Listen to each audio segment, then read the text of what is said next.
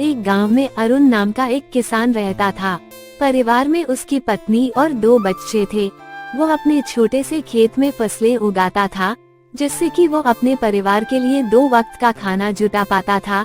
लेकिन इस साल बारिश न होने के कारण से इसकी फसल उतनी अच्छी नहीं हो पाई।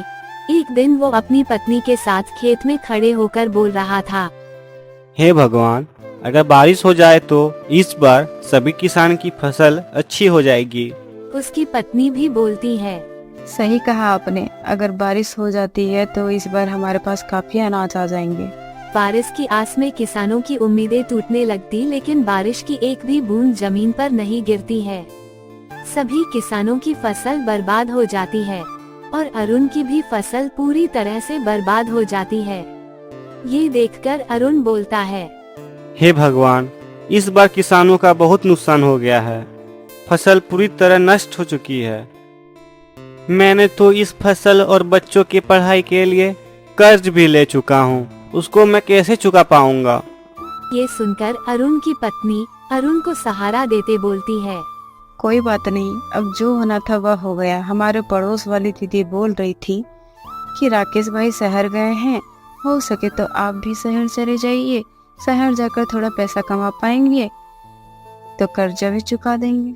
ये सुनकर अरुण बोलता है, हाँ, अब मेरे पास केवल 2 ही रास्ते हैं, या तो मैं शहर जाकर थोड़ा बहुत पैसा कमा लूं या फिर खेत बेच दूं। लेकिन मैं खेत बेचना नहीं चाहता हूँ, क्योंकि हमारे पालन पोषण का एकमात्र सही रास्ता है। बाद में अरुण और उसकी पत्नी दोनों मिलकर अरुण को शहर जाने को ही उचित समझते हैं। अगली सुबह अरुण शहर जाने का तैयारी करता है और वो अपने पत्नी से कहता है, सुनो, मैं खाली हाथ शहर जा रहा हूँ। कोशिश करूँगा कहीं अच्छा सा काम ढूंढ लूँ और थोड़ा बहुत पैसा कमा लूँ। जैसे ही कुछ पैसे हो जाएंगे मैं तुम्हारे खर्चे के लिए भेज दूंगा। अरुण के जाते वक्त उसकी पत्नी उसे कुछ पैसे दे देती है और अरुण उस पैसे को बैग में भरकर शहर के लिए चला जाता है।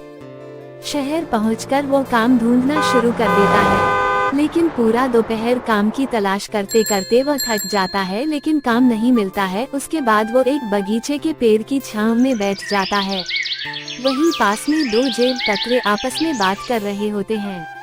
सुन बे बल्लू, 3 दिनों से कोई भी मुर्गा हाथ नहीं लगा है। लगता है इसके पास काफी माल है। इस बार खाली हाथ लौट कर नहीं जाना है। सही कहा मालिक।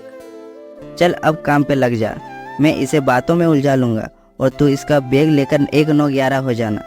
मालिक, ये सब तो ठीक है, लेकिन 1-9-11 नहीं, 9-2-11 होता है। बकवास बंद कर और काम पे लग जा। उसमें से एक जेब कतरा अरुण के पास जाकर उसे बात करने लगता है। अरे राम बाबू, कैसे हो? बड़े दिनों बाद दिखाई दिए हो। अरे भाई, आप कौन हो? मैं तो तुम्हें जानता भी नहीं हूँ, और मेरा नाम राम बाबू नहीं, मेरा नाम तो अरुण है। अरे हाँ, तभी मैं कहूँ कि तुम्हारा नाम भूल रहा हूँ। अच्छा, और बताओ क्या हाल है?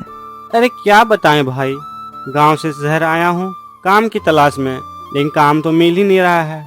अगर आप मुझे जानते हो तो मेरे लिए एक काम बता दो। इन दोनों की बातचीत हो ही रही थी, तभी बल्लू अरुण का बैग लेकर 9-2-11 हो जाता है और पहले जेब कतरा कहता है, अरे भाई, लगता है पहचानने में गलती हो गई। चलो मैं चलता हूँ। अजीब लोग हैं शहर के, पहले खुद ही जान पहचान बनाने के दाखिल करते हैं और बाद में खुद ही अनदेखा करने लगते हैं। इतने में अरुण की नजर अपनी बैग के ऊपर पड़ती है, लेकिन वहाँ पर उसका बैग ना देखकर वह काफी निराश हो जाता है और कहाँ लगता है, शहर के लोग तो बड़ा ही दयाहीन है। मैं तो सोचता था शहर के लोगों का बहुत ही बड़ा दिल है, लेकिन यहाँ तो दिल ही नहीं है। वो मन ही मन भगवान से प्रार्थना करता है वही उसकी मदद करे। तभी इस समय अरुण के पीछे से दर्द भरी आवाज आती है, बचाओ बचाओ, मुझे कोई बचाओ। अरुण उस आवाज को सुनता है और देखता है वहाँ एक घायल व्यक्ति जमीन के नीचे पड़ा हुआ है। उसके आसपास से लोग गुजर रहे हैं, लेकिन कोई भी उसे सहारा नहीं दे रहा है।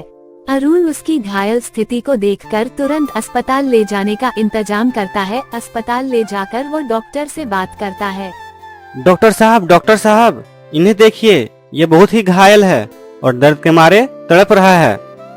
डॉक्टर उस आदमी का हालत देखता है और बोलता है, तुरंत इलाज शुरू करना होगा।